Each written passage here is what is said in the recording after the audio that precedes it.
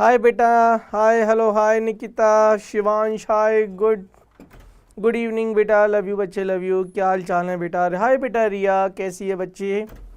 Hello, हाय बच्चों, कैसे हो यार आप सभी लोग? फटाफट से आ जाइए यार, फटाफट से आ जाइए बच्चों। और आज है हमारा लेक्चर नंबर 2। चैप्टर का नाम है कार्य, ऊर्जा और शक्ति। हाय बेटा मुस्कान, कैसे हो यार आप सभी लोग? फटाफट से आ जाइए और उम्मीद करता हूँ आप सभी लोग एंजॉय कर रहे होंगे चीज़ों को लेकर। आप सभी लोग मस्त मज़ा कर रहे होंगे। खैर, आ जाओ, जल्दी आ जाओ बच्चों। हाय बेटा, हाय मुस्कान, गुड इवनिंग बेटा, जय श्री कृष्णा बच्चे। और साहिल, प्रणाम गुरुजी, प्रणाम भैया, प्रणाम साहिल, कैसे हैं आप? मैं बहुत अच्छा हूँ बेटा। निकिता कैसी हो बेटा? शिवांश बेटा कैसे हो? सभी बच्चे आ जाइए यार, जब सभी बच्चे आ जाते हैं तो अच्छा लगता है यार क्लास में, है ना? तो आ जाओ यार सभी बच्चे, प्लीज़ प्लीज़ आ जाइए। मैं भी अच्छा हूँ बेटा, अभी आप ठीक हो उम्मीद करता हूँ। और पिछला लेक्चर देख के आए होंगे बेटा जी। लेक्चर नंबर है हमारा 2 और चैप्टर का नाम है कार्य, ऊर्जा और शक्ति। हिंदी माध्यम का ये बैच है, हिंदी माध्यम की एक क्लास है। 2 मिनट दे दो मेरे को, मैं थोड़ा एसी चालू कर दूं, गर्मी हो रखी है। तुम भी सोचते होंगे मास्टर इतनी ठंड में आपको गर्मी लग रही है। खैर सर, आप कैसे हैं? मैं बहुत अच्छा हूं बेटा, आप मुझे देख पा रहे होंगे। चुस्त फुर्त और क्या बोलते तंदुरुस्त। हाँ, चलिए आज हम बात करेंगे। हमारा कुछ कार्य का सिस्टम चल रहा था, कार्य हमारा थोड़ा सा चल रहा था।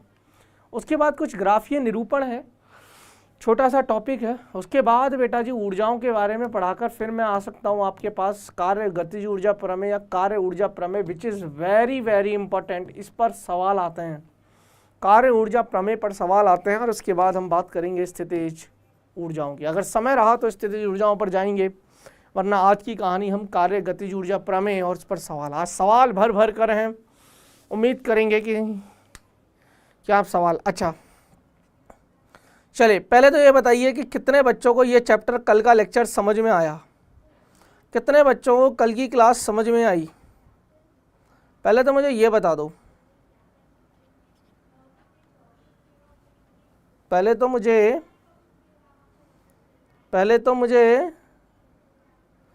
ये बता दो।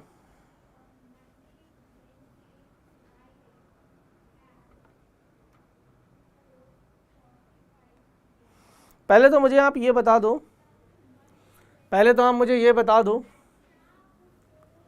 कितने बच्चों को क्लास समझ में आई। चलिए बेटा जी, मैंने आपको कार्य के बारे में बताया था, दैट इज वर्क। और हमने नियत बलों के द्वारा कार्य, इसके बारे में बेसिक बातें मैंने आपको बता दी थी। कार्य एक अदिश राशि है, कार्य धनात्मक, ऋणात्मक, शून्य कुछ भी हो सकता है। संरक्षी बलों द्वारा किया गया, देखिए संरक्षी बलों द्वारा किए गए कार्य में मैंने लिखा था कि ना प्रारंभ में स्थिति कहाँ है, अंतिम स्थिति कहाँ है। असंरक्षी बलों वाले ये दोनों एग्जाम्पल मैंने आपको, या दोनों कॉन्सेप्ट मैंने समझाए थे। लेकिन जब असंरक्षी बलों का द्वारा कार्य निकाल रहा था मैं, तब मैं वहाँ पे गुने में पथ की लंबाई लिखता था। क्या लिखता था? पथ की लंबाई। और घर्षण बल एक असंरक्षी बल है, ये पथ पर निर्भर करता है, पथ पर निर्भर करता है और प्रारंभिक अंतिम स्थिति पर भी निर्भर करता है। लेकिन संरक्षी बलों में क्या था, संरक्षी बल जो होते हैं वो पथ पर निर्भर नहीं करते, कण कैसे गया है उससे कोई मतलब नहीं है ना। मतलब बेसिकली पथ पर निर्भर नहीं करता, प्रारंभिक और अंतिम स्थिति पर निर्भर करता। उम्मीद करता हूँ आपको थोड़ा सा मोमेंटम आएगा बेटा जी, क्योंकि समय कम है तो स्पीड अब मैंने बढ़ा ली है, चेंज। अब आप सौरभ सर, दूसरे सौरभ सर को नज़र देखोगे, पहले सौरभ सर नहीं है अब, है ना। पर वो लास्ट क्वेश्चन नहीं हुआ, लास्ट क्वेश्चन होगा बेटा, बिल्कुल होगा, है ना। नियत बलों द्वारा बेटा लास्ट क्वेश्चन हो जाता आपसे। अब मैंने आपको बोला है कि एक बार असंरक्षी बलों द्वारा किया गया कार्य, उससे सोच के देखो। नियत बलों द्वारा किया गया कार्य मैंने आपको निकाल दिया था कि बेटा जी बल F सदिश डॉट S सदिश, कार्य जो होता है वो 2 सदिशों का अदिश गुणनफल होता है। और ये आ जाएगा FS, यह आ जाएगा FS cos थीटा, जहाँ थीटा क्या है बल और विस्थापन के बीच का बल और विस्थापन सदिश के मध्य का कोण है। इसके बाद धनात्मक ऋणात्मक शून्य मैंने सब बता दिया था। फिर मैंने वर्क डन बताया था संरक्षी बलों के द्वारा, और मैंने वर्क डन बताया था असंरक्षी बलों के द्वारा। याद करो, असंरक्षी बलों के द्वारा। तब मैंने आपको बताया था कार्य हो जाएगा बल, असंरक्षी बल, असंरक्षी बल गुना पथ की लंबाई। वास्तविक पथ की लंबाई मतलब दूरी तो हुआ बेसिकली, दूरी ही तो हुआ बेसिकली। तो हम बेसिकली दूरी के बारे में बातें करेंगे।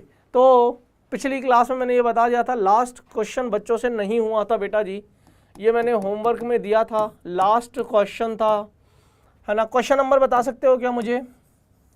ये क्वेश्चन नंबर बता सकते हो क्या? वरना आज के लिए पहला क्वेश्चन लिख लीजिए, है ना। सवाल यह है बेटा जी, और मैंने आपको ये भी बताया था कि इसका आंसर 0 नहीं था बेटा। यही क्वेश्चन क्या था, क्या m किलोग्राम द्रव्यमान के, ध्यान से सुनना बेटा,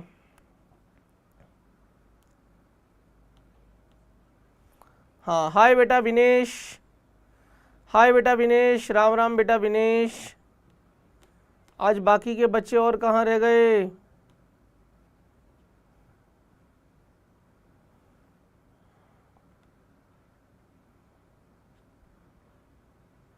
चलें, बाकी के बच्चे कहाँ रह गए? हाँ, m द्रव्यमान की एक वस्तु है बेटा जी जो क्षैतिज खुरदरे तल पर, जिसका घर्षण गुणांक दे रखा है म्यू। अगर खुरदरा तल है तो कुछ ना कुछ घर्षण गुणांक होता है म्यू। r त्रिज्या के वृत्तीय पथ पर गति कर रही है, तो घर्षण बल द्वारा, अब देखिए एक चक्कर में पूछा है, तो घर्षण बल द्वारा, अब घर्षण बल जो है वो असंरक्षी बल है, तो असंरक्षी बल और घर्षण बल विरोध करेगा, तो वस्तु घूम रही है, तो नीचे देखो कार्य होता है बल गुना विस्थापन। बल कौन सा? घर्षण बल, और घर्षण बल होता है म्यू इंटू एन, घर्षण बल हो जाएगा म्यू इंटू एन, और विरोध कर रहा है तो, या ऐसा कर लो, ये इंटू पथ की लंबाई, पथ की लंबाई पूरा एक चक्कर 2 पाई आर, और दोनों एक विपरीत दिशा में रहेंगे तो कॉस 180 डिग्री लिख देना। ये बहुत ही प्यारा सवाल है बेटा, बहुत ही प्यारा सवाल है। ये आ जाएगा म्यू इंटू एन, अभिलंब प्रतिक्रिया बल कितना आ जाएगा? m इंटू जी आ जाएगा, इंटू 2 पाई आर आ जाएगा, और माइनस के 1 आ जाएगा। तो फाइनल आंसर में जो आप लिखोगे, कार्य असंरक्षी बलों द्वारा, कार्य असंरक्षी बलों द्वारा, वो आ जाएगा माइनस के 2 mu M G, 2 mu M G pi R. This is the answer. मैंने पहले ही बताया था 0 आंसर नहीं है बेटा। मुस्कान देखिए कैसे है ये सवाल, अगर आपको नहीं समझ में आ रहा तो मैं आपको बता दूं। चकती देखिए आपने, चकती, अरे चकती देखिए, चकती में ऐसे माल मसाला है ना, और ये r त्रिज्या का, r त्रिज्या के वृत्ताकार मार्ग पर एक वस्तु है जो कि वृत्ताकार गति कर रही है। तो बेटा जी गति जब कर रही होगी तो नीचे की तरफ तो mg, ऊपर की तरफ n लग रहा होगा, और पीछे की तरफ घर्षण बल लग रहा होगा। इसका घर्षण गुणांक है म्यू। तो फ्रिक्शन फोर्स, घर्षण बल के द्वारा पूछा है ना, घर्षण बल के द्वारा पूछा है ना।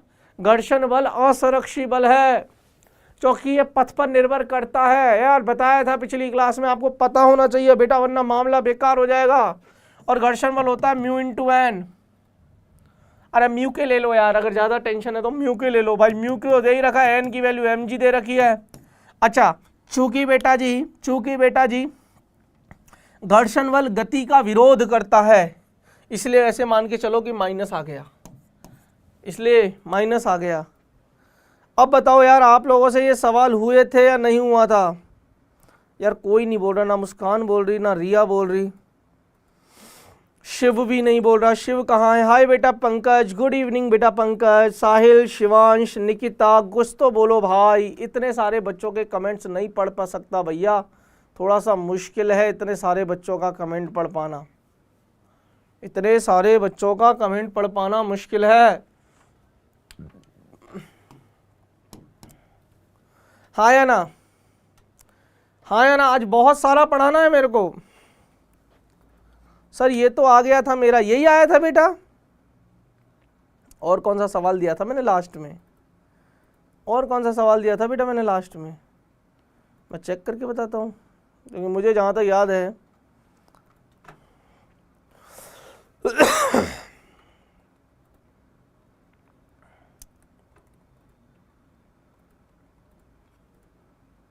यही तो दिया था बेटा, और तो कोई सवाल दिया ही नहीं ना मैंने।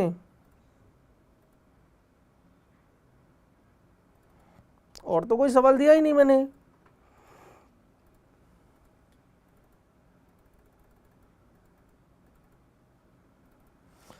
सर ये यही क्वेश्चन था सर, यही दिया था सर, ये तो आ गया था मेरा। अच्छा ये क्वेश्चन आ गया था, पर मैंने गूगल से चेक किया तो आंसर अलग था बेटा। कंडीशन हो सकती है अलग हो, चीज़ें अलग हो सकती है ना, बट आंसर अभी के लिए तो यही है।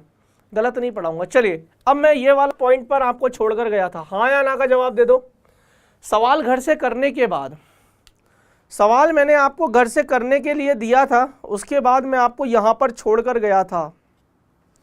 अगर नहीं गया हूँ तो बता दो कि हाँ सर आप यहीं पर छोड़कर गए थे, हाँ या ना। यस, अब सुनिए, देखिए यदि मेरा बल नियत नहीं है, अर्थात बल परिवर्ती हो। अभी तक जो मैंने आपको पढ़ाया वो सिर्फ नियत बलों के द्वारा किया गया कार्य पढ़ाया, और मैंने बहुत अच्छे से पढ़ा दिया। अब परिवर्ती बलों के, अर्थात बल परिवर्ती हो, यानी कि अब हम बात कर रहे हैं परिवर्ती बलों द्वारा किया गया कार्य, परिवर्ती बलों द्वारा किया गया कार्य। यदि F दे रखा है मुझे, F X I kappa plus F Y J kappa plus F Z F G K kappa, Z को जी भी बोल देते, जी है ना, और विस्थापन सदिश। देखिए बेसिकली ऐसा आता है कि अगर बल ऐसे समझो, मान लीजिए ऐसे समझो कि मान लीजिए ये बल है, फॉर एग्जांपल ऐसे समझ, ये अभी मैं एक्स वाई जेड के लिए ले रहा हूँ। अगर मैं नॉर्मल भी लेता कि मान लीजिए मैंने एक वस्तु है, वो वस्तु मैंने रखी है और ये जो बल है वो एक्स का फलन है, चूंकि एक्स डायरेक्शन में जा रही है। ध्यान से सुनना कहाँ से आता है ये कॉन्सेप्ट। एक वस्तु है जिस पर मैंने बल लगाया, और ये जो बल है वो एक्स का एक फलन है। सुनना, आज कमेंट्स कम पढ़ूंगा मैं आप लोगों के, आज मैं कमेंट्स कम पढ़ूंगा और कॉन्सेप्ट ज़्यादा सुनना। बल जो है वो एक्स का एक फलन है, अर्थात अच्छा ये एक्स अक्ष की डायरेक्शन है, यानी कि जैसे जैसे ये बॉक्स आगे बढ़ता जा रहा है, क्या एक्स बदलता जा रहा है, एक्स बदलता जा रहा है तो एफ बदलता जा रहा है, अर्थात मेरा एफ एक्स का फलन है, एक्स स्थिति है तो एफ स्थिति का फलन है। और इसका मतलब अगर एफ नियत नहीं है, एफ बदलता जा रहा है तो एफ परिवर्ती है, और परिवर्ती है तो परिवर्ती फलनों द्वारा किया गया कार्य। तो उसके लिए हम करते क्या है कि मैं छोटू सा अल्पांश ले लूं, छोटा सा अल्पांश ले लूं, मैं मान लेता हूं इत्तू सा, मान लेता हूं इत्तू सा इसको सरकाने में किया गया कार्य। हल्का सा, बिल्कुल हल्का सा अगर मैं इसको सरकाऊं तो मैं ऑलमोस्ट बल को नियत मान सकता हूं। अरे क्या हो गया, अगर हल्का सा मैं इसको सरकाऊं तो इतने से सरकाने में बल को हम नियत मान सकते हैं। तो यानी कि बल गुणा विस्थापन, अच्छा सेम डायरेक्शन है, विस्थापन भी इधर है बल भी इधर है, तो थीटा 0 है। या ऐसे ले लो चलो आप, तो एफ डॉट डी एक्स, छोटा सा विस्थापन करने में छोटा सा काम लगा डी डब्ल्यू, समाकलन कर देंगे तो पूरा काम आ जाएगा, पूरा कार्य आ जाएगा। नहीं समझे भाई, स्थिति के साथ या यूं बाल दीजिए, जैसे जैसे एक्स चेंज हो रहा है स्थिति के साथ एफ बदलता जा रहा है। छोटे से स्थिति में इतनू सा एक अल्पांश ले लो dx, उस dx में क्या भैया dx सरकाने में, इसको सिर्फ dx सरकाने में छोटा सा काम dw किया तो f डॉट dx, अरे छोटा सा काम dw किया और इसको सरकाने में dx सरकाने में मैं मान लेता हूं कि बल मेरा नियत है। बहुत छोटा सा अल्पांश मानने में मैंने मान लिया बल में परिवर्तन हुआ ही नहीं, बहुत छोटा सा में, बहुत छोटा सा नगण्य मान लो कि बल बदला ही नहीं, तो नियत बल हो गया। नियत बल के लिए मैंने डिफाइन कर दिया, समाकलन कर दूंगा तो पूरे के कारण से आ जाएगा। हाँ या ना? अरे यार मजा नहीं आ रहा। तो ये कहानी है, ये कहानी है। अब ये तो सिर्फ एक्स अक्ष की तरफ है, मैं कह रहा हूं एक्स अक्ष, वाई अक्ष, जेड अक्ष, तो मैं इन जनरल अब उसको डिफाइन करने जा रहा हूं। मैं उसको इन जनरल डिफाइन करने जा रहा था, X I kappa, Y J kappa, Z K kappa, या सॉरी उल्टा ले लिया मैंने, D X I kappa, D Y, sorry D X I kappa, D Y J kappa, D Z K kappa. तो अब मुझे कार्य अगर निकालना होगा तो कार्य कैसे निकालूंगा बेटा जी? कार्य कैसे निकालूंगा? डी डब्ल्यू कैसे निकालूंगा?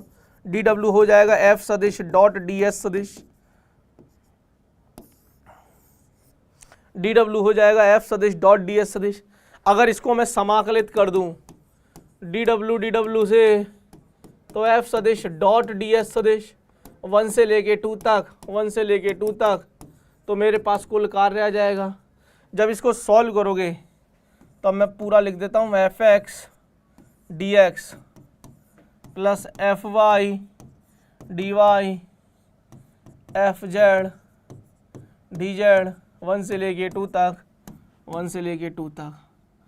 यानी कि x डायरेक्शन में है तो x का अलग से सॉल्व कर लो, y में है तो y का अलग से सॉल्व कर लो, और z में है तो z का अलग से सॉल्व कर लो। हाँ भाई, कितने बच्चों को समझ में आया? ये एक छोटा सा एक्स्ट्रा कॉन्सेप्ट है, एक्स्ट्रा है, देसी तरीके से समझा दिया मैंने। इतना समझ में आया? हाँ या ना का जवाब दो यार। ये छोटी सी चीज़ है बहुत छोटी सी चीज़ है बेटा, समझ में आ जानी चाहिए। आज विकास भी नहीं आया, दिल खुश नहीं आया, बहुत सारे बच्चे नहीं आए हो। हाँ या ना? क्लियर है? अगर बल परिवर्ती हो तो, अब परिवर्ती बलों द्वारा किया गया कार्य, अब 1-2 सवाल करते हैं, मजा आएगा। सवाल कितने बच्चे सवाल करने के लिए तैयार हैं? लेकिन ये खत्म हो गया, अब ग्राफीय निरूपण और कर देता हूं। हेडिंग लगा लो फटाफट से, ग्राफीय निरूपण। देखिए W, अगर आपको बल और विस्थापन का ग्राफ दे देना तो बल विस्थापन का ग्राफ, उसमें से क्षेत्रफल निकाल लो उस ग्राफ का। अगर कभी भी आपको बल विस्थापन ग्राफ, आपको एफएक्स ग्राफ दे दे, एफएक्स ग्राफ, अरे यार मैंने बताया था ना, समाकलन का मतलब होता है, अगर आप समाकलन करना मतलब बेसिकली एरिया निकालना, और अवकलन मतलब बेसिकली ढाल निकालना। अरे हाँ या ना? समाकलन कर रहे हैं मतलब अंदाजा लगा लो, क्षेत्रफल निकालेंगे तो हमें कार्य मिल जाएगा। और बल और विस्थापन, कार्य क्या होता है? बल गुना विस्थापन, तो बल और विस्थापन का ग्राफ है तो हमें क्या मिलेगा? कार्य। तो कभी भी अगर बल और विस्थापन का ग्राफ आ जाए, सुन ले, कभी भी अगर मेरे पास बल और विस्थापन का ग्राफ आ जाए, मैं क्षेत्रफल निकाल लूंगा और मैं क्षेत्रफल निकालकर बोल दूंगा यही कार्य है। इसके साथ ही शुरुआत करते हैं प्रश्न नंबर 2 की। सवाल आपके सामने, जल्दी, मेरे पास टाइम की कमी है, पहले ही कह देता हूं। तुम लोगों के पास होगा भरपूर टाइम, मेरे पास नहीं है। मुझे आंसर चाहिए। लिमिट 1 से 2 क्यों हुआ? एक बच्चा बोल रहा लिमिट 1 से 2 क्यों हुआ? हाँ, ये सवाल बहुत अच्छा पूछा। 1 से 2 नहीं है, ऐसे मान एक बिंदु से दूसरे बिंदु तक ले जाने में, इसको ऐसे लोगो, बिंदु 1 से बिंदु 2 तक, बिंदु 2 या स्थिति 1 से स्थिति 2 तक ले जाने में कुल कार्य है ये। ऐसे समझो बेटा इसको, है ना? ये 1 और 2 स्थिति है, 1 और 2 स्थिति है कि पहले कोई एक स्थिति होगी, बाद में दूसरी स्थिति होगी, वहां से वहां तक लेके गया, तो कुल कार्य कैसे लिखते हैं? एक स्थिति से दूसरी स्थिति तक ले जाने में कुल कार्य, है ना? तो जब यहां पर था तो मान लीजिए ये स्थिति 1 है, पोजीशन 1 थी और यहाँ पर इसको सरका कर ले गया तो ये पोजीशन 2 है। तो यहाँ से लेके यहाँ तक मैंने कितना कार्य किया, तो अवकलन समाकलन कर दो स्थिति 1 से लेके स्थिति 2 तक का। स्थिति 1 से स्थिति 2 तक ले जाने में कुल कार्य, हाँ या ना। ये बहुत अच्छा क्वेश्चन पूछा था जिसने भी पूछा। किसने पूछा वैसे तो मुझे, ये है शिवांश नाम के बच्चे ने पूछा। वेरी गुड बेटा शिवांश। हाँ, दया नहीं करनी मेरे ऊपर, मैं फिर कह रहा हूँ मेरे ऊपर दया नहीं करनी। क्या मास्टर ने बेचारे ने लिख दिया होगा, इसको आता नहीं होगा, चलो छोड़ो ना, काय को पूछो मुझसे, क्या मास्टर ये बता दे कैसे आया, आगे बढ़ेंगे ही नहीं। सब्जेक्ट में नो सेंटीपन, सब्जेक्ट में कोई दया नहीं दिखानी, ना सब्जेक्ट के ऊपर दिखानी, ना मेरे ऊपर दिखानी, ना मैं आपके ऊपर दिखाऊंगा, ना एग्जाम आपके ऊपर दिखाएगा, ना एग्जाम को फोड़ने में हम दिखाएंगे एटीट्यूड। बाकी सब चीज़ों में हम दया दिखा सकते हैं, सब्जेक्ट में नो दया। सवाल आपके सामने है, निम्न एफ ग्राफ हमें दे रखा है, बल और विस्थापन ग्राफ दे रखा है, कार्य की गणना करनी है x बराबर 1 से लेकर x बराबर 4 मीटर तक। फटाफट से सुस्त हो यार तुम लोग सुस्त हो भाई।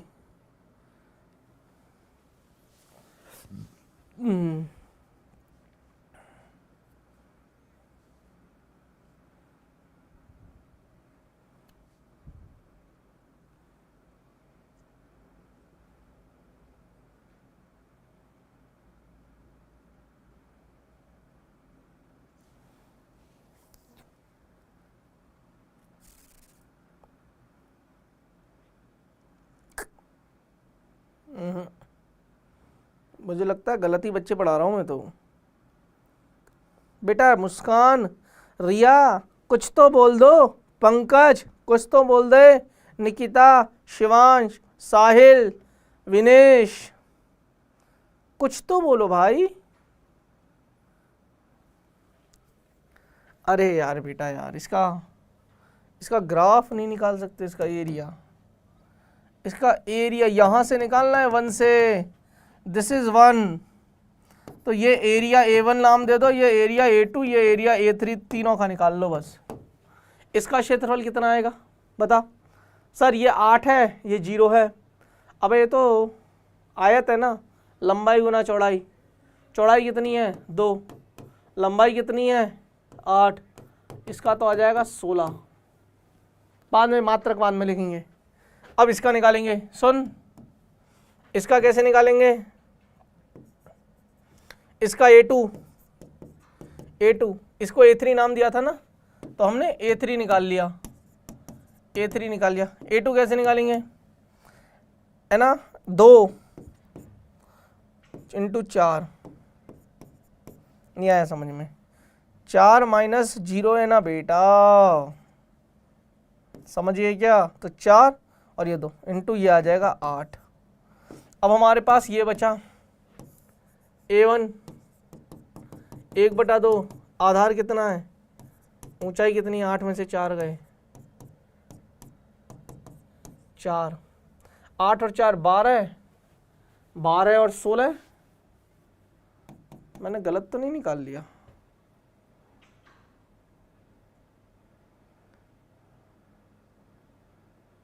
बारह और 16 28 आ रहा है क्या आंसर, 28 है क्या।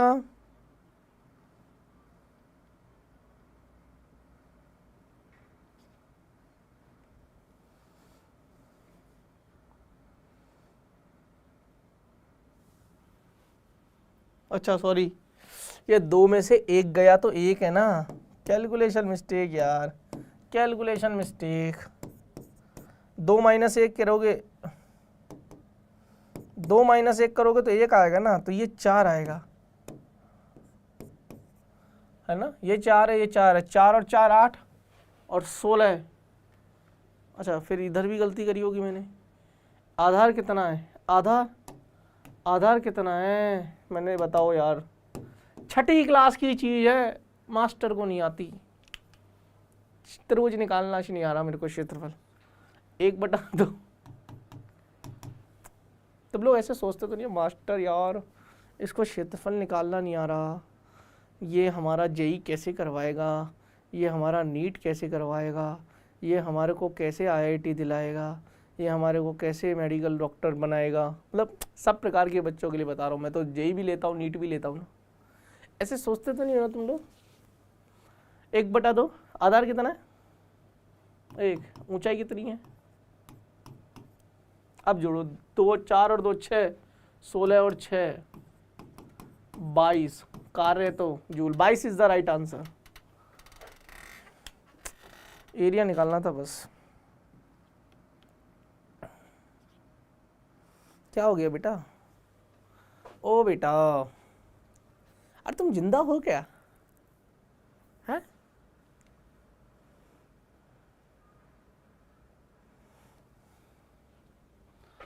प्रश्न नंबर 3, चलो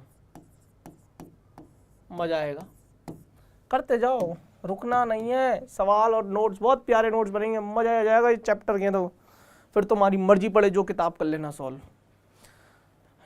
जेई मेन तो हम फोड़ेंगे।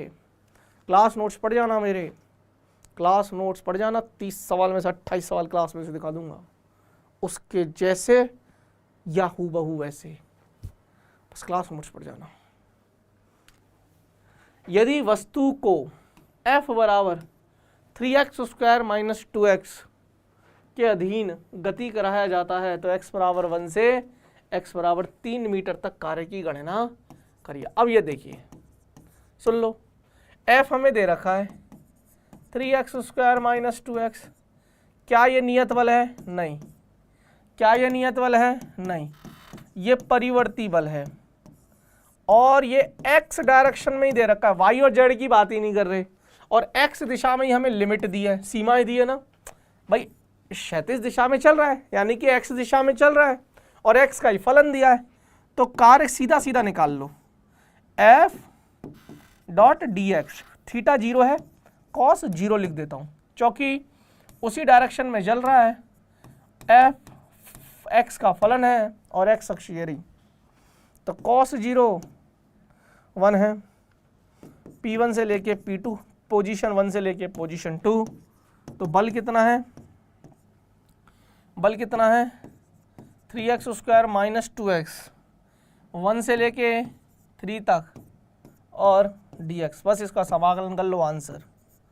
तो ये x³/3 आ जाएगा, तो x³/3 आ जाएगा, 3 से 3 कट जाएगा। x² का क्यूब डालोगे 27, -3 का क्यूब स्क्वायर डालोगे 9, 27 में से 9 गए 18, 18 -1 का cube -1, 18 joule is the right answer. मेरा तो हो गया, तुम लोगों का हुआ? बच्चों के आंसर नहीं भैया, बच्चों के कमेंट नहीं आ रहे। मेरी क्लास दिख रही है नहीं दिख रही?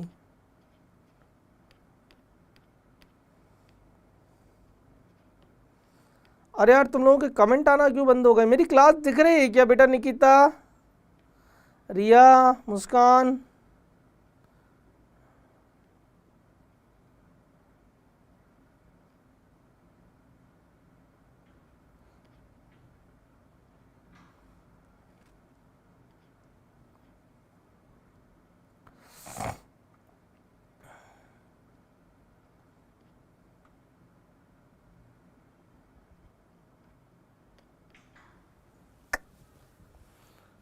अरे हाँ या ना बोलो।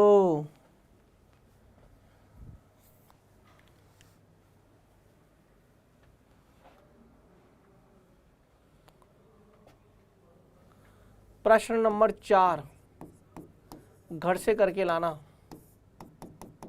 क्योंकि इसके जैसा प्रश्न नंबर 5 भी है। ब्यूटीफुल सवाल।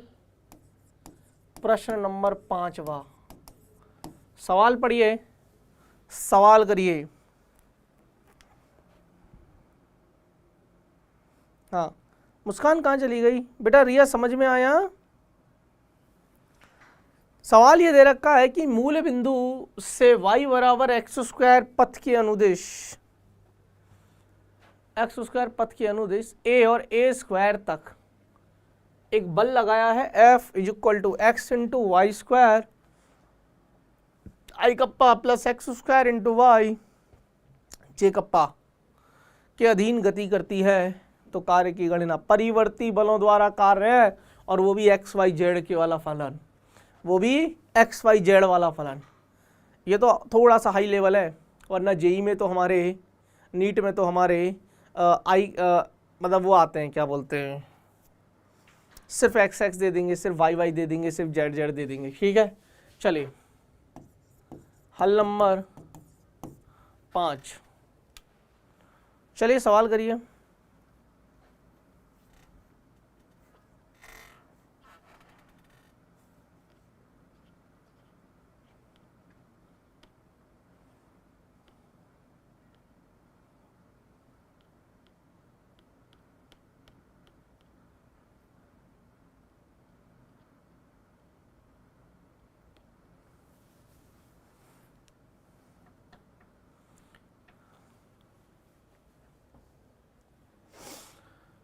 हाँ भाई, आंसर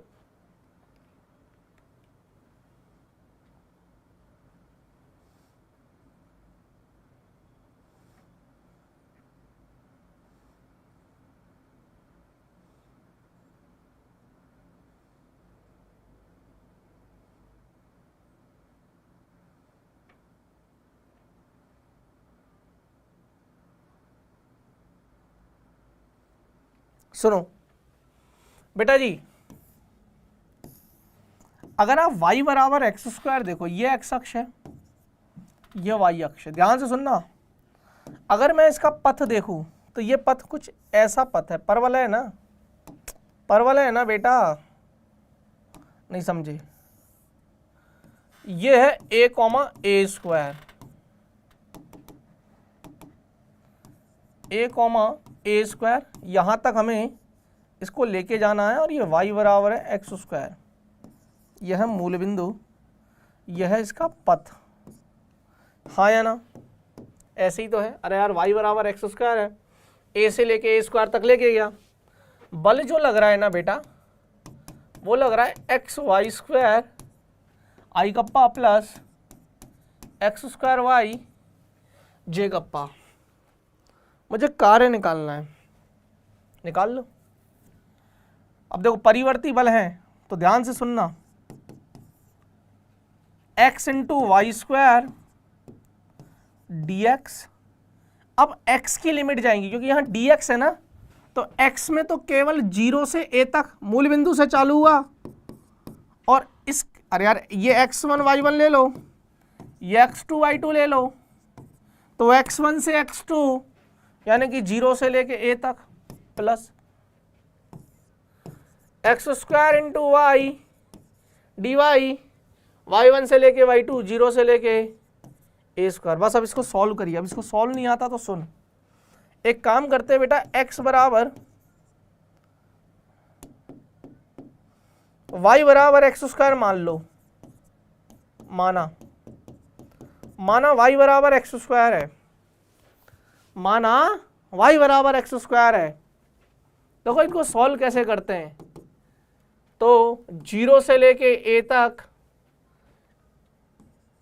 y की वैल्यू एक्स स्क्वायर मानी, तो यहां हम, और y बराबर एक्स स्क्वायर तो हमें दे भी रखा है ना, माना क्या, y बराबर तो एक्स स्क्वायर है ही है ना, y बराबर एक्स स्क्वायर तो है ही है ना, दे रखा है ना मुझे, तो माना भी क्यों मैंने, माना भी क्यों, y बराबर एक्स स्क्वायर तो दिया है भाई, y बराबर एक्स स्क्वायर तो दिया है, तो y की जगह एक्स स्क्वायर रखूंगा, और ऊपर स्क्वायर है, प्लस 0 से लेके ए स्क्वायर, y की वैल्यू एक्स स्क्वायर, तो यहाँ एक्स स्क्वायर, और y की वैल्यू एक्स स्क्वायर रखोगे डी वाई। मैंने कुछ कैलकुलेशन में तो मिस्टेक नहीं कर दी है,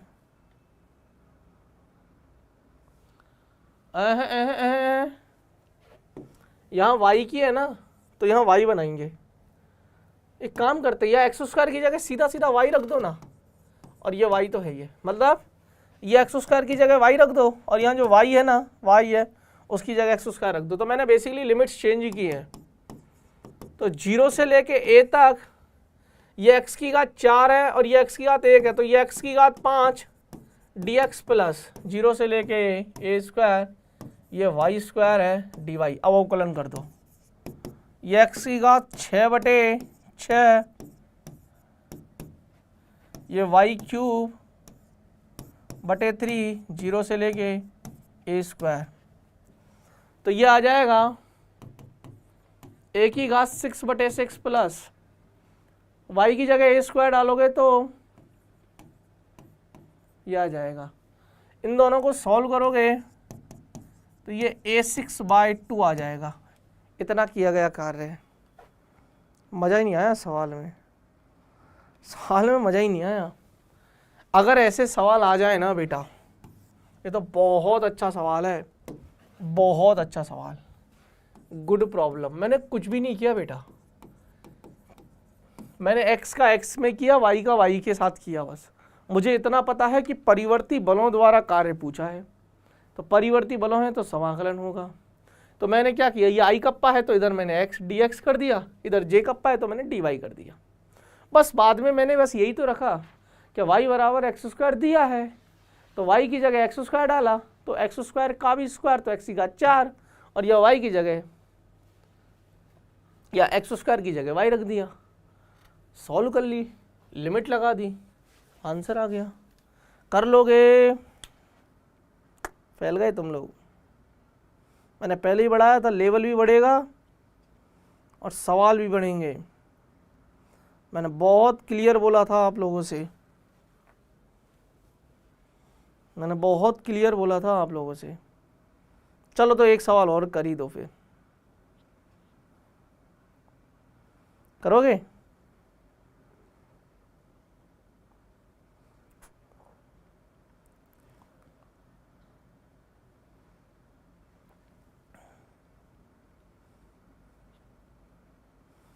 एक बार सभी बच्चे मुझे बताएंगे कि हाँ सर हमें समझ में आ गया। एक बार सभी बच्चे मुझे बताएंगे कि हाँ सर हमें समझ में आ गया।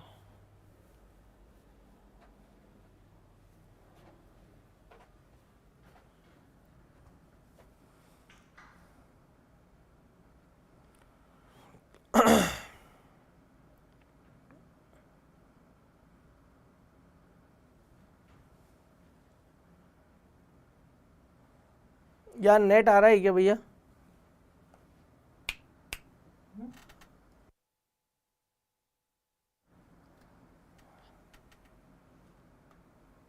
एक मिनट बेटा जी।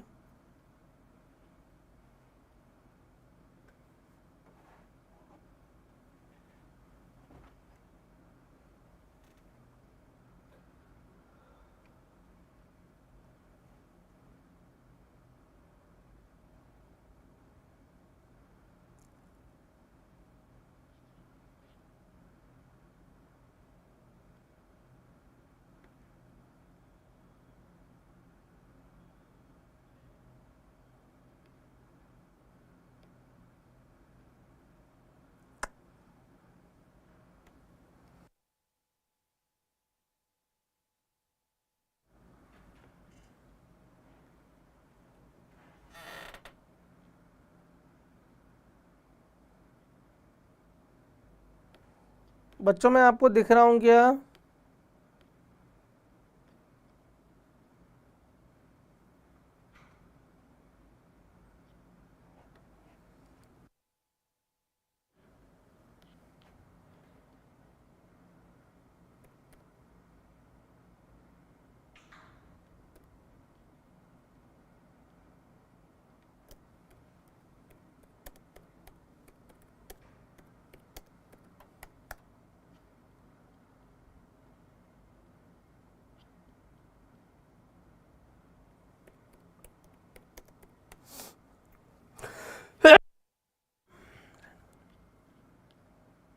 हाँ हाँ दिख रहा है दिख रहा है। चलो ये सवाल समझ में आया क्या यार?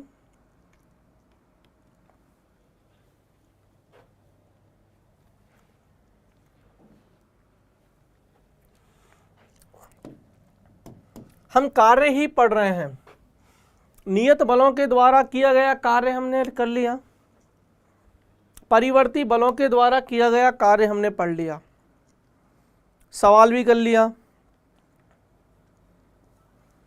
अब हम बात करेंगे स्प्रिंग बल के द्वारा किया गया कार्य कैसे निकालेंगे। स्प्रिंग बल, स्प्रिंग बल क्या होता है?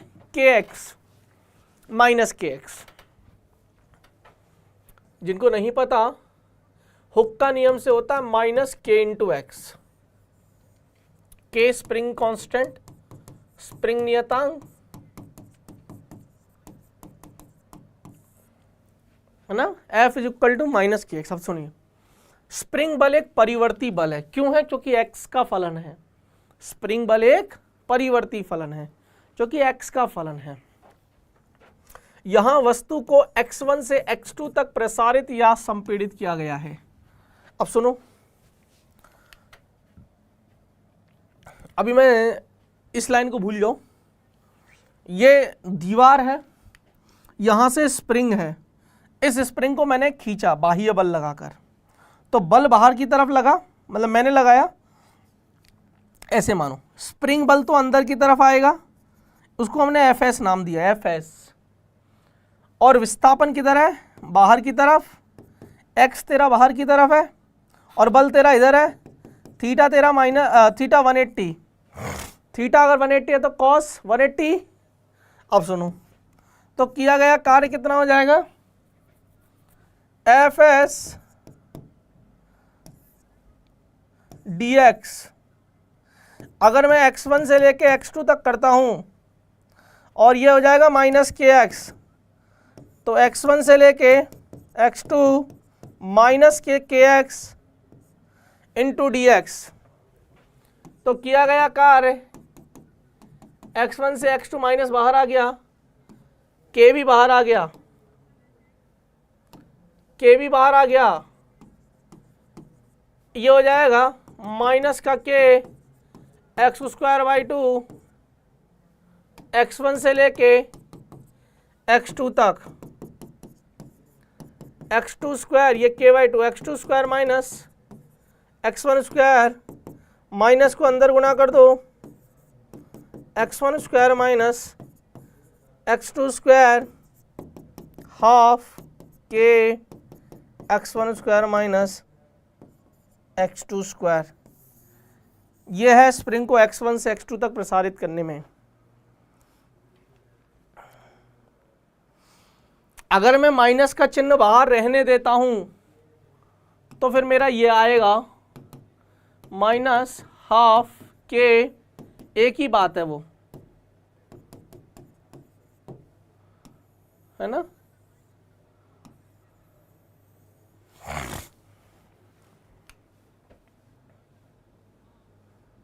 क्लियर है?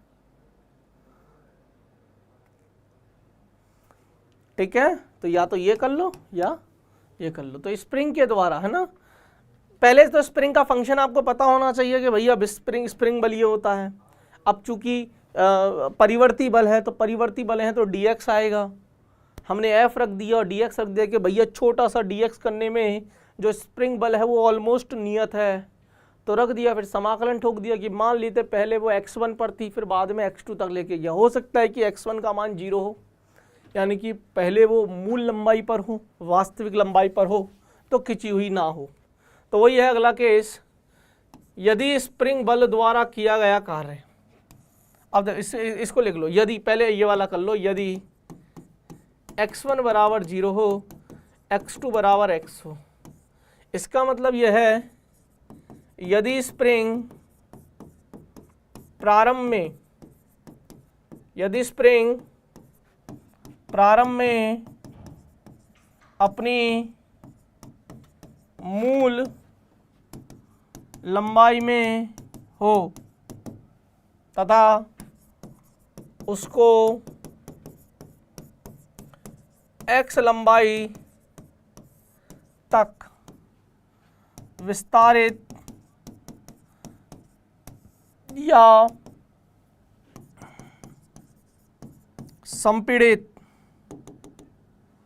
विस्तारित या संपीड़ित किया जाता है, विस्तारित या संपीड़ित किया जाता है, तब W बराबर आ जाएगा -12 के। x2 कितना हो जाएगा, x1 कितना हो जाएगा, तब आ जाएगा ये -12 के x²। हाँ या ना, हाँ या ना, क्लियर है?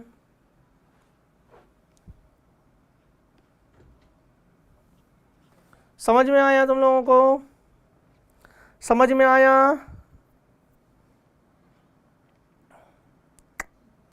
सुस्त हो यार तुम लोग, बहुत सुस्त हो। मेरे को डर लगता है यार तुम लोगों को लेवल देने में। सोचता हूँ कि दूँ ना दूँ।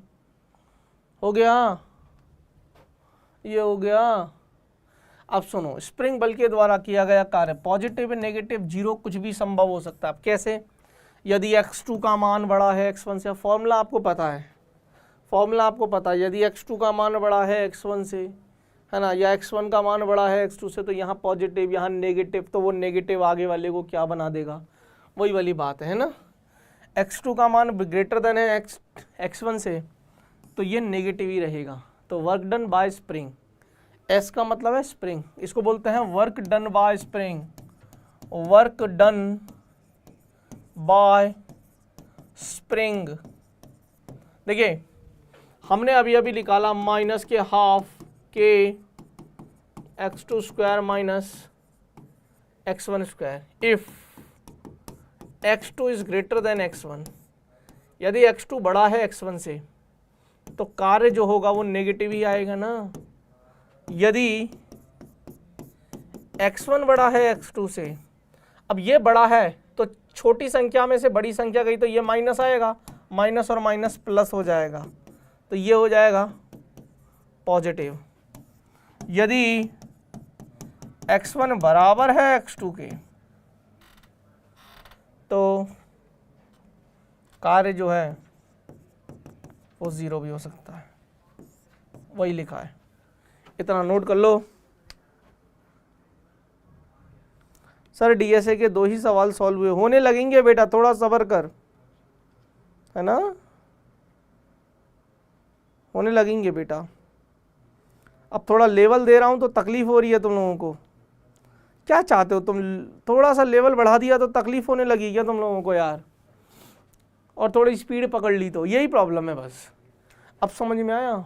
अगर जल्दी आते तो आराम से पढ़ते। अब समझ में आया क्यों हमें 11th के साथ तैयारी शुरू कर देनी चाहिए, क्यों हमें समय खराब नहीं करना चाहिए। समझते हो क्या तुम लोग? तुम लोगों को लगता है ना 12वीं के बाद करेंगे, आज भी तुम तो नहीं, चलो तुम तो फिर भी सुधर गए, आज भी मार्केट में बच्चा घूम रहा है हम तो 12वीं के बाद करेंगे। कर लो भाई, समय रहते तैयारी कर लेते तो चीज़ें बहुत समझ में आती।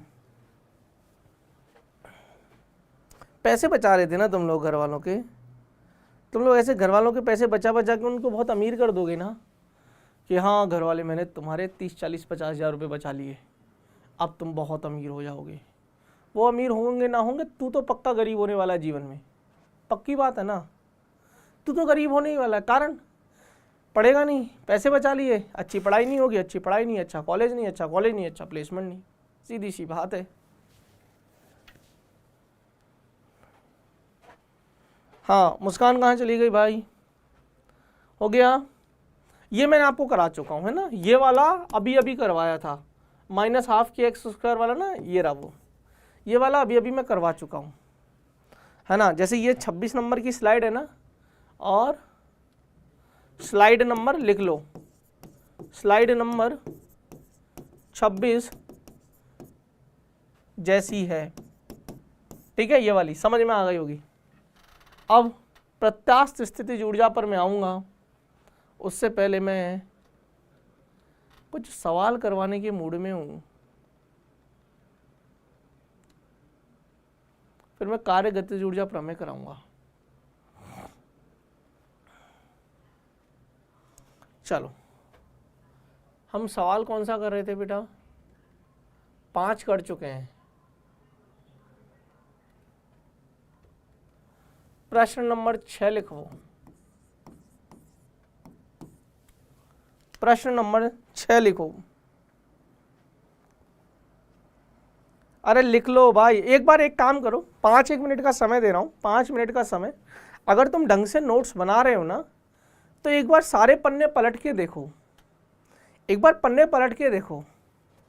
अगर तुम नोट्स बना रहे हो ना, तो तुम एक बार पन्ने पलट के देखो, तुम्हें अच्छा लगेगा। तुम घर बैठ के पढ़ोगे ना, तो तुम्हें अच्छा लगेगा कि नहीं नहीं नहीं नहीं, समझ में तो आ जाता है मास्टर का। बस थोड़ी सी तकलीफ इसलिए हो रही है क्योंकि दिमाग चलाने को बोल दिया बेचारे ने, और वो तो मैं बोल सकता हूँ ना यार बेटा, यार क्या चाहते हो यार, ना बोलूँ?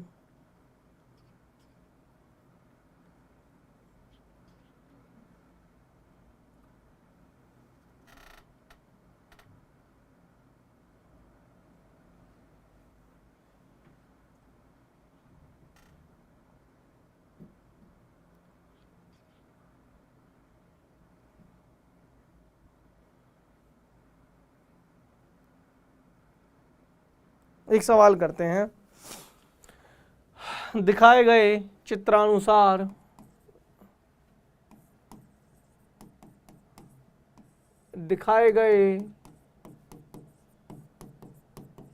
चित्रानुसार थोड़ा अच्छे लेवल का सवाल है, जेई वाला सवाल है। स्मॉल एम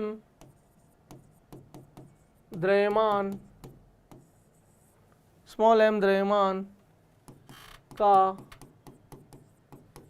एक गुटका एक प्लेटफॉर्म पर रखा है, जो विराम से नियत त्वरण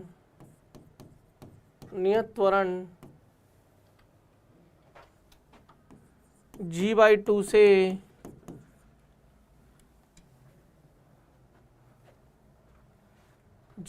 से ऊपर की ओर चलना प्रारंभ करता है। गुटके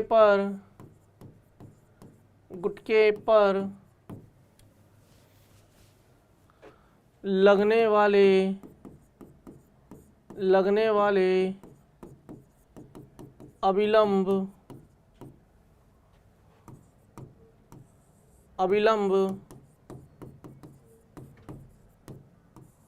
प्रतिक्रिया बल द्वारा टी समय में किया गया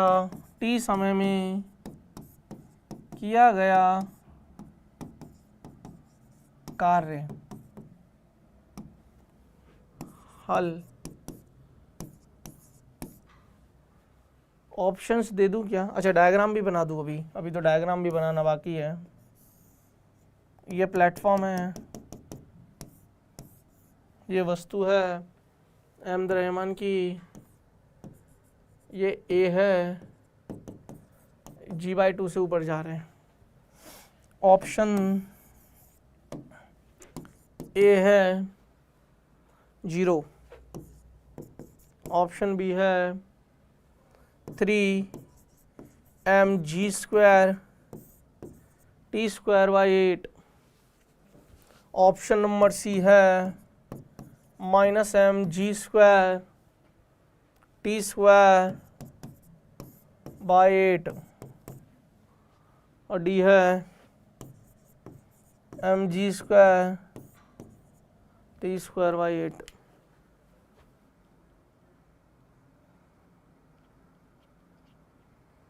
मुझे सवाल चाहिए ये।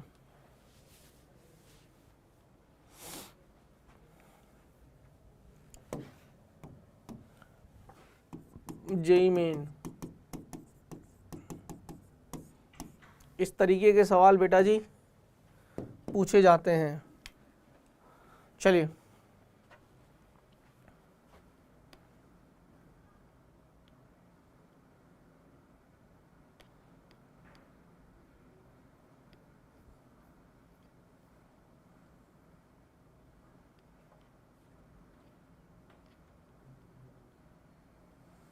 भाई, कोई बता देगा क्या?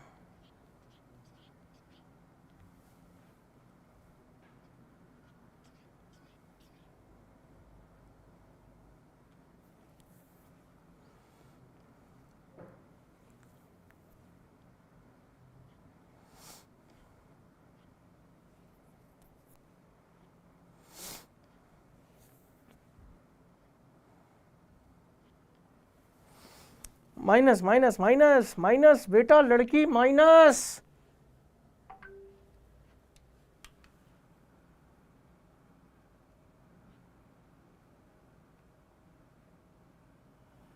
आएगा नहीं आएगा, मतलब पूछ रहा हूँ, नहीं हो भी सकता नहीं भी आए।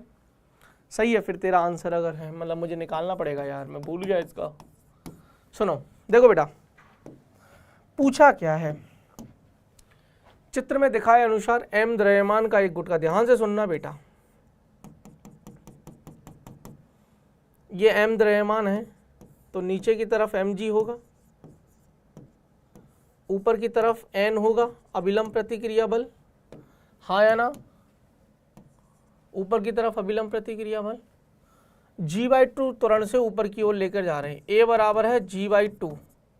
तो समीकरण कैसे बनाएंगे? n minus M G, net बल तो यही है, ऊर्ध्वाधर जा रहा है, तो n minus M G, F net, net बराबर एम ए, एम इंटू त्वरण कितना है g/2, तो n माइनस एम जी बराबर है mg/2, n बराबर 3mg/2।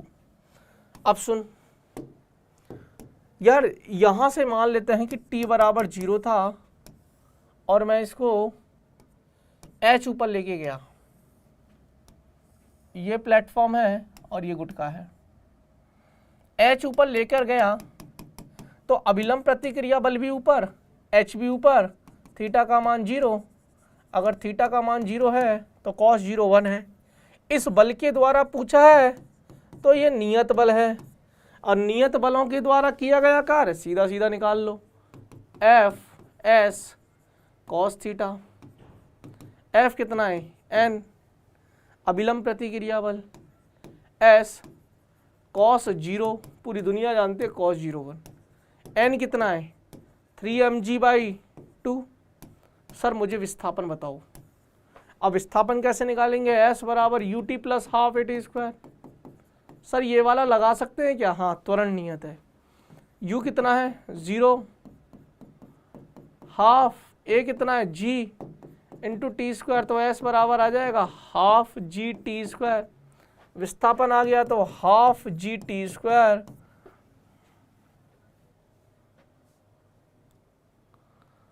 ना ना ना ना ना ना ना ना ना ना ना, मैंने कैलकुलेशन में तो मिस्टेक।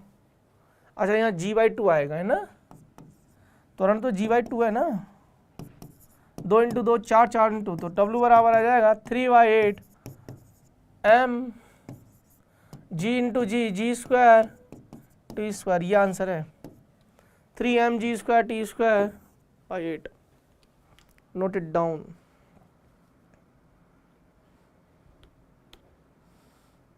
निकिता, शिवांश,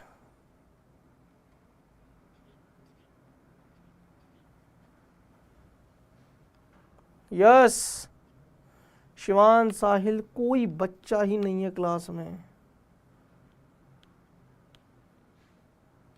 एक बच्चा रेडी नहीं है। जो ये कह सकेगा गुरुजी मजा आ रहा है पढ़ाते जाओ। रिया को छोड़ के और मुस्कान को छोड़ के। रिया बहुत बढ़िया बेटा, बढ़िया कर रही है, अप्रिशिएट करूंगा इतनी भीड़ में भी। कारण है ये अभी भी लगी हुई है, ये स्ट्रगल कर रही है। आप सारे बच्चों में से मुझे किसी का जवाब नहीं आ रहा। मुस्कान बेटा आप हो मुझे पता है, लेकिन कमेंट नहीं दिख रहे मेरे को आपके। बाकी के बच्चे छोड़ चुके हैं मैदान। करना पड़ेगा बेटा, यही है यार। ये आप चाहो मैं आपको हलवा पढ़ा दूं, मैं हलवा पढ़ा दूंगा, लेकिन उससे मेरी वाई वाई हो जाएगी, पर तेरा सिलेक्शन नहीं होगा। अब मुझे मेरी वाई वाई करने से कोई शौक नहीं है, मुझे तेरे सिलेक्शन से मतलब है। सच बता रहा हूँ। हो सकता है कि ऐसे पढ़ाने के बाद ये भी सुनने को मिले कि सौरभ सर तो पता नहीं क्या ही पढ़ाते, उनको तो समझ ही नहीं आता। कारण है ना,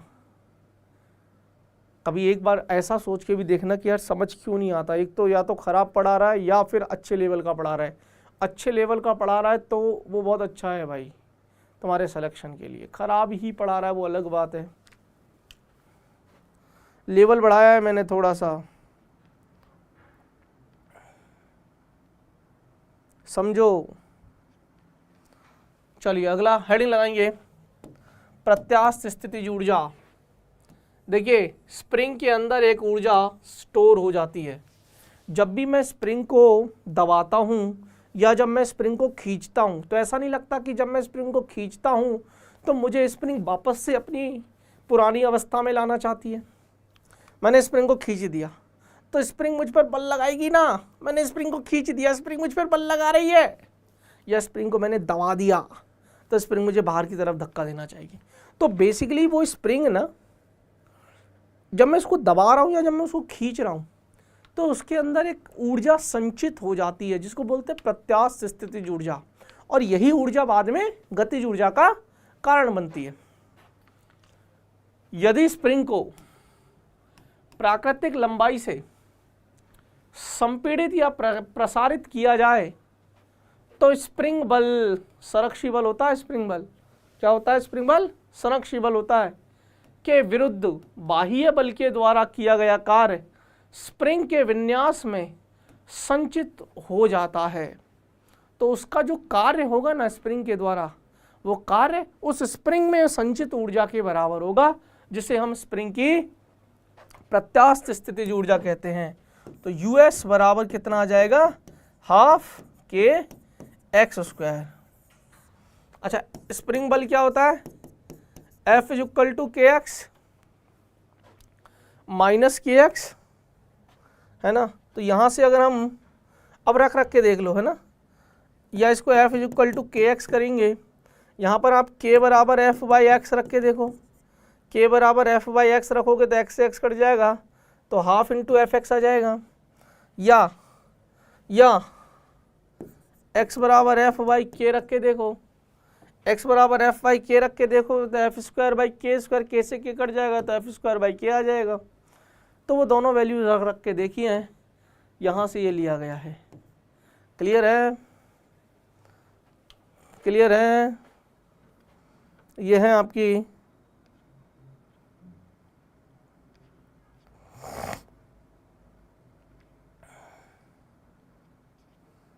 स्प्रिंग के अंदर स्प्रिंग की प्रत्यास्थ स्थितिज ऊर्जा। हाँ या ना? क्लियर है? इतना नोट किया जाए। ये और लगा रखा है या लगा लो। चलो इसको तुम लोग सोचोगे कि या करके भी लिख लो इसको, है ना, या।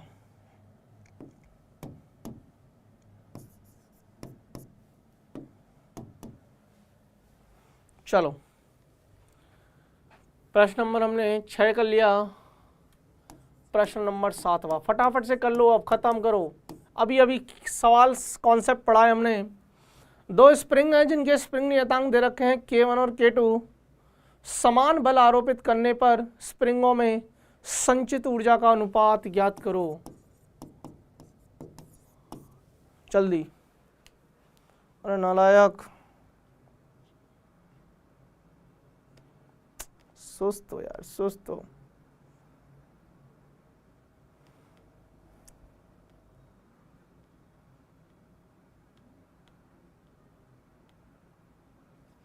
सर दिमाग घूम जा रहा है इन क्वेश्चनों को देखकर। बेटा यही तो दिमाग है, यही तो समझना है आपको। बेटा विनेश,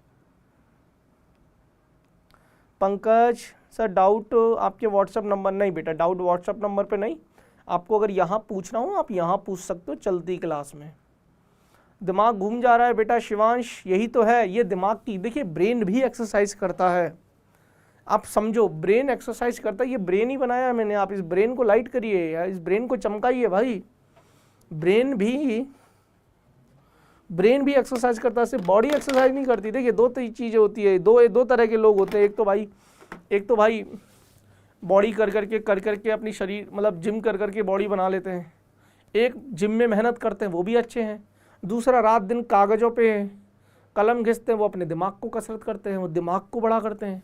दोनों ही चीज़ें हैं, आप किसको बड़ा कर रहे हो उसी हिसाब से आपके पैसे डिसाइड होंगे, उसी हिसाब से आपका पैकेज डिसाइड होगा।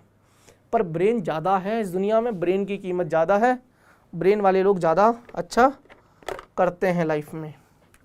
तो अगर आपके अंदर ब्रेन है, अगर आपके अंदर कुछ करने की, देखिए स्प्रिंग स्थितिज ऊर्जा क्या होती है, हाफ kx²।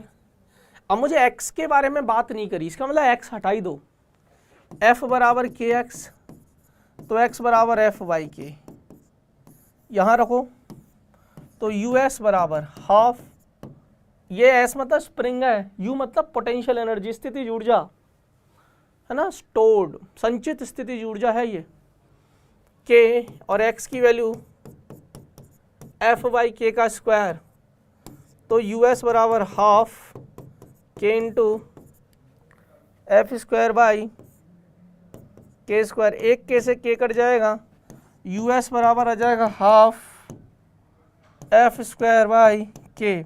ये कांस्टेंट है, ये कांस्टेंट है। सवाल में दे रखा है कि समान बल आरोपित करने पर, समान बल, तो U जो है वो व्युत्क्रमानुपाती है KK, तो U1/U2 वो K2/K1, K2 कितना है 4000, K1 कितना है 5000, 4/5 is the correct answer.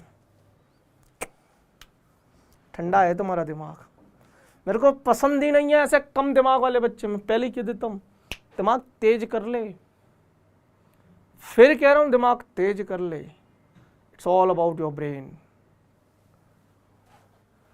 Answer तो तुम लोग सोचते हो ना कि ये पागल हमारे किस्मत में क्यों लिख दिया फिजिक्स वाला। सवाल करो, सवाल करो।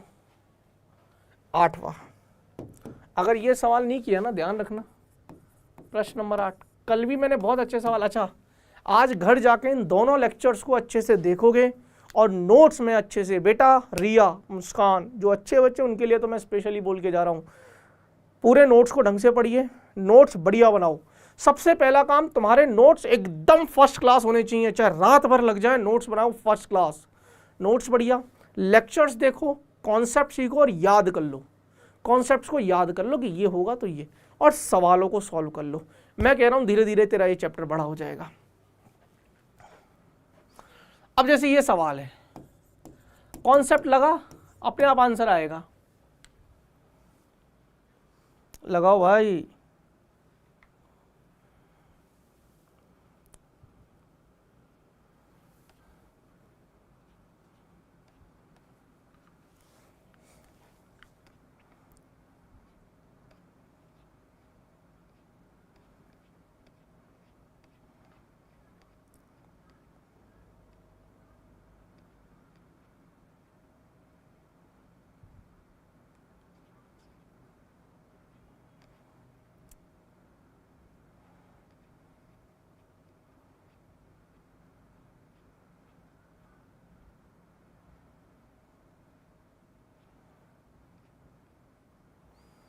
आज चाहे रात भर बैठ, मुझे कोई लेना देना, मैंने कहा ना मैं दया नहीं करूंगा, तू भी मत कर मुझ पे दया, पर सिर्फ फिजिक्स को लेकर।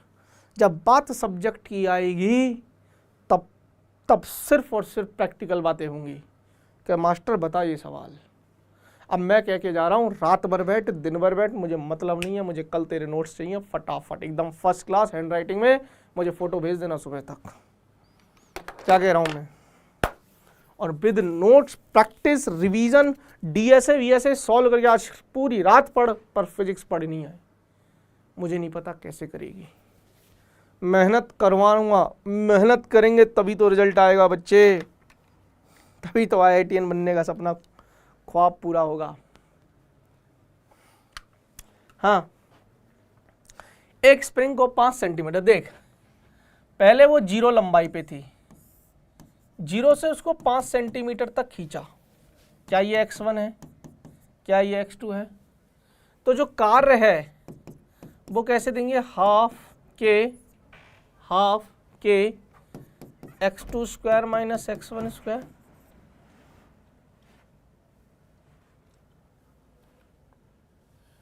W है, ऐसा वो बोल रहे 5 सेंटीमीटर खींचने पर, तो हाफ के और x2, 5 का स्क्वायर करोगे तो 25, 0। इसको हमने समीकरण नंबर 1। दूसरा हमने अगले 5 सेंटीमीटर, लेकिन जब मैं 5 सेंटीमीटर पे खींचूंगा ना तो वो ऑलरेडी अगले 5 सेंटीमीटर, तो पहले तो वो ऑलरेडी 5 पे थी ना, तो अब देखो हाफ के x2 का स्क्वायर 10 का स्क्वायर माइनस 5 का स्क्वायर, हाफ के 100 माइनस 25, हाफ के 75, इसको W डैश ले लो, तो W डैश बराबर हाफ के 75 को 25 इंटू 3 लिख लो, ये क्या है? ये तेरा W है, तो W डैश बराबर 3W। 3 गुना कार्य करना पड़ेगा अगले 5 सेंटीमीटर के लिए। जितना कार्य तू 0 से 5 सेंटीमीटर तक के लिए करेगा ना, उसका 3 गुना कार्य तुझे अगले 5 सेंटीमीटर के लिए करना पड़ेगा, है ना? सो गए यार तुम तो, खत्म। तुम लोगों की आवाज़ ही नहीं निकल रही तुम लोगों के तो मुंह से। हाँ भाई,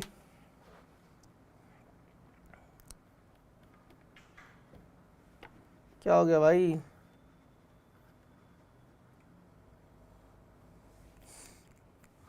पढ़ के आना अगर सच में।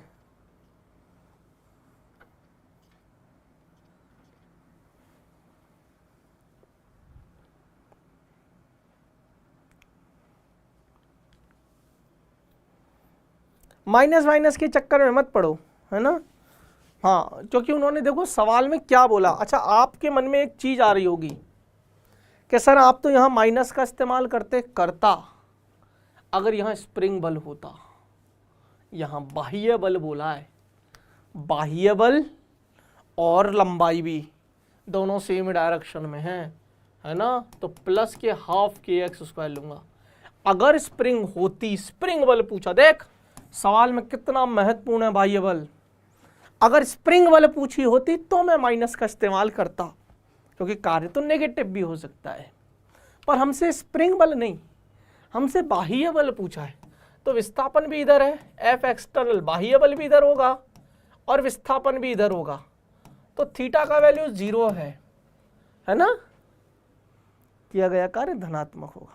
अगर यही स्प्रिंग द्वारा पूछता तो फिर ऋणात्मक आता। आपके मन में चल रहा होगा एक डाउट कि सर आपने तो ये फॉर्मूला ऐसे लिखवाया था, अब क्या हो गया सवाल में, सवाल करते समय कहाँ हो गया? सही किया है बेटा मैंने। लगाओ अगली हेडिंग, गतिज ऊर्जा। हेडिंग लगा लो ऊर्जा, कार्य खत्म हो गया। हेडिंग लगाओ एनर्जी, हेडिंग लगाओ एनर्जी। अब एक चैप्टर का नाम है ना कार्य, ऊर्जा, शक्ति, कार्य खत्म। कुछ सवाल आएंगे बीच बीच में, वो मैं करा दूंगा। गतिज ऊर्जा का फॉर्मूला क्या होता है? वस्तु में गति के कारण जो ऊर्जा होती है या चिन्हित ऊर्जा, उसको हम बोलते हैं गतिज ऊर्जा। गतिज ऊर्जा kinetic energy half mv²। We क्या है? वी चाल है वस्तु की, वी वस्तु की चाल है, वेग नहीं, चाल। अच्छा, एक चीज याद रखना, गतिज ऊर्जा कभी भी ऋणात्मक नहीं हो सकती, कभी भी। कारण हाफ ऑलवेज पॉजिटिव है, द्रव्यमान ऋणात्मक होता नहीं है, और किसी भी वस्तु वेग, अब तुम बोलोगे सर चाल तो इसका स्क्वायर भी करोगे तब भी धनात्मक है, इसका स्क्वायर भी करोगे तब भी धनात्मक है, किसी भी संख्या का स्क्वायर हमेशा धनात्मक होता है। तो ये धनात्मक, ये धनात्मक, ये धनात्मक, kinetic energy can't be negative. Kinetic, मैं ये नहीं कह रहा एनर्जी कांट बी नेगेटिव है, एनर्जी नेगेटिव हो सकती है, वो दिया बेसिकली वो बताता है कि लिया है एनर्जी, दी है, वो बहुत सारी अलग चीज़ हैं। हम सिर्फ गतिज ऊर्जा की बात कर रहे हैं। गतिज ऊर्जा जो है वो चाल पर निर्भर करती है, इवन चाल के मतलब वस्तु के चाल है ना, अरे वेग है, वेग का परिमाण ले लिया तो चाल पर निर्भर करता है, अर्थात यदि वेग परिवर्ती भी है तो गतिज ऊर्जा परिवर्तित हो भी सकती है और नहीं भी, क्योंकि वेग अगर बदल रहा है तो वेग दो तरीके से बदल सकता है, परिमाण भी या दिशा भी। अगर दिशा बदली, परिमाण नहीं बदला, तब तो गतिज ऊर्जा नहीं बदलेगी, क्योंकि मेरी तो चाल नियत है। अगर वेग नियत है परंतु परिमाण बदल रहा है तो गतिज ऊर्जा बदल भी सकती है। इसीलिए बोला है कि गतिज ऊर्जा बदल भी सकती है और नहीं भी बदल सकती। कहानी यहां तक क्लियर है?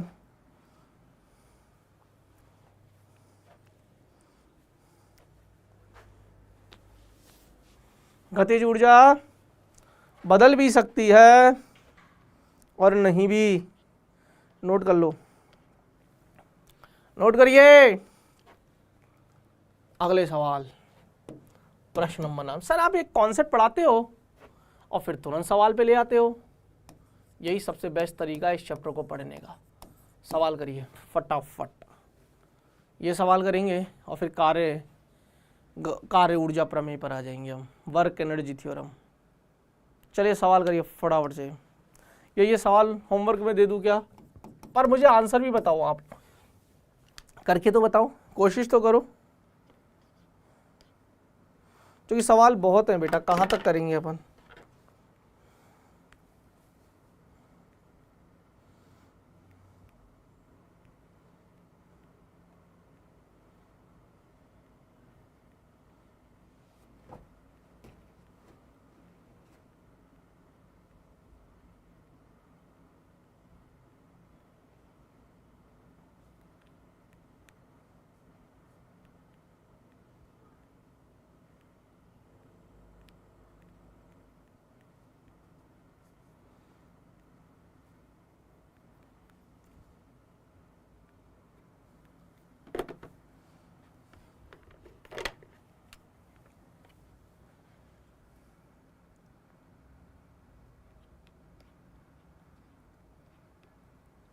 मैं नेगेटिव के साथ बना रही थी क्वेश्चन, मुझे पता था बेटा रिया, है ना। ध्यान रखना, स्प्रिंग बल था कि बाह्य बल है, बाह्य बल के द्वारा पूछा था ना, तो कैसे हो सकता था बता बेटा नेगेटिव? स्प्रिंग बल है ना, बाह्य बल होता, स्प्रिंग बल होता तो हमने कहानी फॉर्म माइनस में लिखी थी, क्योंकि अपोजिट होते हैं ना, स्प्रिंग बल अंदर की तरफ, याद करो स्प्रिंग फोर्स मैंने पढ़ाया था। अच्छे से नोट्स बनाओगे आज ढंग से इन दोनों लेक्चर्स को। देखो भाई मैं फिर कह रहा हूँ, तीसरी क्लास में आने से पहले अगर ये दोनों क्लास आपकी बहुत अच्छी है ना, तीसरी क्लास में अपने आप आनंद आएगा, और नहीं है ना तो मेरे से लिख के ले लो तुम, तुम्हें कुछ मज़ा नहीं आने वाला।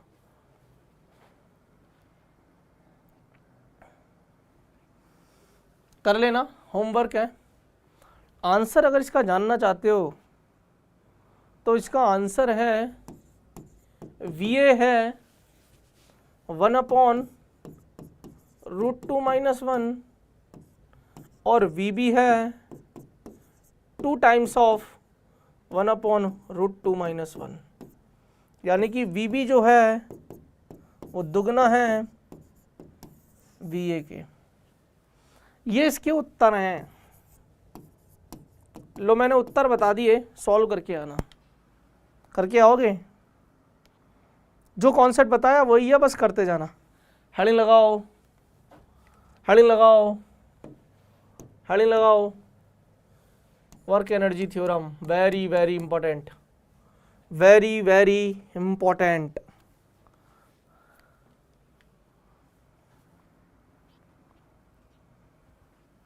यहां लिख लो आप, ये अधूरा सा है थोड़ा। कार्य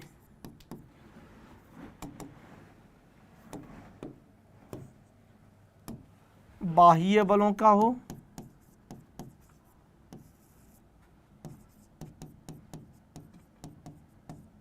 आंतरिक बलों द्वारा हो, कुल कार्य जो होता है वो गतिज ऊर्जा में परिवर्तन के द्वारा होता है। नोट करिए, बेसिकली बोला है वर्क एनर्जी थ्योरम में कि किसी निकाय में, अच्छा ये जो है ना वर्क एनर्जी थ्योरम, ये आंतरिक बल, बाह्य बल, संरक्षी बल, असंरक्षी बल, सभी प्रकार के बलों के लिए डिफाइन है।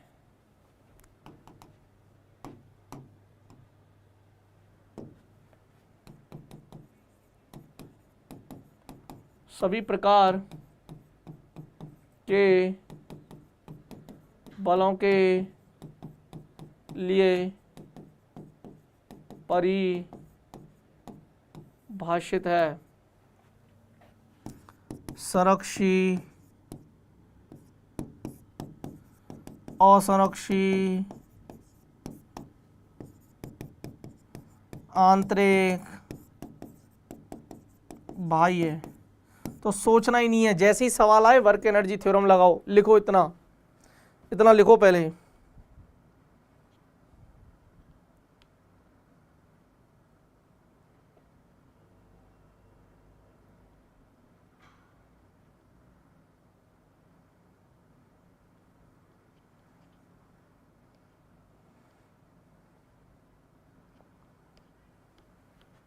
कोई भी आ जाए, ठीक है। तो हम डिफाइन कैसे कर रहे हैं बेटा जी इसको, कि किसी निकाय में बाह्य बल तथा आंतरिक बलों के द्वारा किया गया जो कुल कार्य है वो निकाय की गतिज ऊर्जा में परिवर्तन के बराबर होता है। बाह्य बलों के द्वारा किया गया कुल कार्य, आंतरिक बलों के द्वारा किया गया नेट मतलब कुल, वो change in kinetic energy, delta. Delta is a Greek letter which shows change. Delta क्या दिखाता है? चेंज, परिवर्तन। तो और चेंज कैसे लिखेंगे? अंतिम गतिज ऊर्जा kinetic energy final minus kinetic energy initial. Kinetic energy final कितनी होती है? Half M V final square minus half M V initial square. Half और एम कॉमन ले लो तो वी फाइनल का स्क्वायर माइनस वी इनिशियल का स्क्वायर, वी फाइनल का स्क्वायर माइनस वी इनिशियल का स्क्वायर। हाँ या ना? Note it down, note it down, फिर आगे चलेंगे।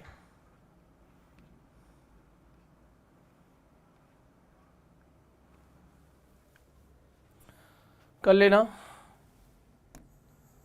है ना? एग्जाम्पल है, एक एग्जाम्पल है ये आई थिंक कभी कभी हमसे ऐसे सवाल पूछेंगे कि एक द्रव्यमान था, एम द्रव्यमान, है ना, एम द्रव्यमान था एक, और वो फट गया, फट के एक टुकड़ा इधर गया, एक टुकड़ा इधर गया, एक टुकड़ा इधर गया। तो बेसिकली जो इनमें गतिज ऊर्जा आई है ना, अब वेग है, कुछ ना कुछ द्रव्यमान होंगे इनके, तो इसके पास इसकी गतिज ऊर्जा K1 है, K2 है, K3 है। तो ये जो बेसिकली गतिज ऊर्जा आई है ना, ये आंतरिक बलों के कारण से आई है। इनमें किसके कारण से आई है? आंतरिक बलों, बाह्य बलों के कारण से नहीं आई है। एफ एक्सटर्नल तो 0 है, इसीलिए कंजर्वेशन ऑफ लीनियर मोमेंटम लगा सकता हूँ इस पर, एक इस तरीके के कॉन्सेप्ट के लिए, रेखीय संवेग संरक्षण का सिद्धांत। चलिए आगे चलते हैं, आगे चलते हैं। अब यहाँ से हम करने वाले हैं, खैर कुछ सवाल बाकी रह गए थे, मैं सोच के तो आया था कि आज मैं आपको करा दूंगा, बट सवाल नेक्स्ट क्लास से बेटा प्रश्न शुरुआत करेंगे, और वो जो शुरू होंगे ना सवाल, वो वर्क एनर्जी थ्योरम से शुरू होंगे, कार्य ऊर्जा प्रमेय से शुरू होंगे। जितना सोच के आया था उतना नहीं हो पाता, थोड़ा सा कम रह जाता है, बट फिर भी हम अच्छा पढ़ रहे हैं, फिर भी हमारी स्पीड ठीक है। आज 2 ही लेक्चर हुए हैं, हमने बहुत कुछ ख़त्म कर दिया। आगे बढ़ेंगे अगली क्लास में। कैसा लगा पहले तो मुझे ये बताओ लेक्चर? हाँ बेटा निकिता, शिवांश, मैं तुम लोगों के कमेंट्स कम पढ़ता हूँ, है ना आजकल, क्योंकि डिस्टरबेंस होता है, फिर क्या फ़ायदा, है ना? हाँ, कोई डाउट है? कोई डाउट है तो बता दो, वरना ख़त्म करेंगे कहानी को।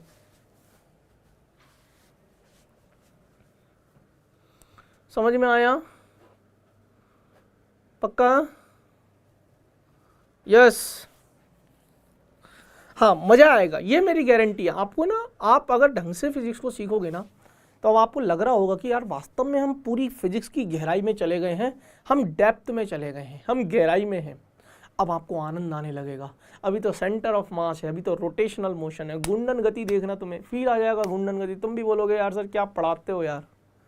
हालांकि और भी अच्छे टीचर होंगे मुझसे, नो डाउट, बट ठीक है, हम जिस एग्ज़ाम की तैयारी कर रहे हैं हम निकाल लेंगे।